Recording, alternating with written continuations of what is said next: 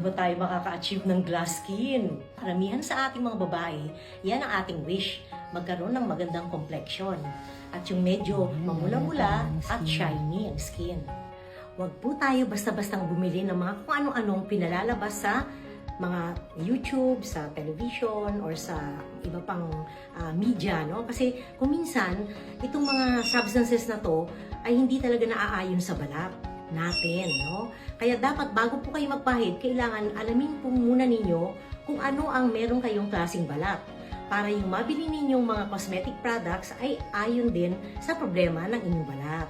Pangalawa po, dapat healthy ang ating mga kinakain. Iwasan po natin yung mga taba, lalo na yung saturated fats, no? Mas madami tayong kainin na omega-3 fatty acid kaysa sa omega-6 fatty acid.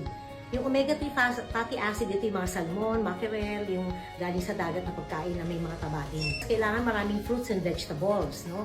Kasi ito ang sources ng ating vitamins at saka minerals na very important sa ating digestion at sa ating metabolism. At iwasan natin yung mga bagay-bagay na kagaya ng pag-inom ng alak, no? Kasi ang alak talaga nakaka-damage ng DNA natin yan, no?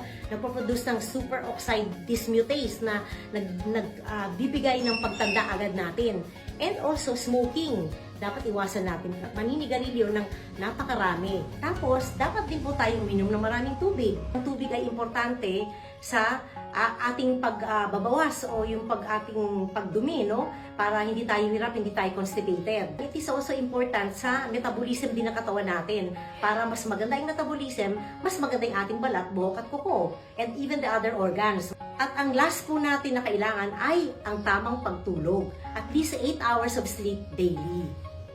Ako po ang inyong dermatologist, si Dr. Grace Beltran. Dito niyo po ako makukontak sa mga numerong ito kapag kayo ay may katanungan. Like, follow, and share my account.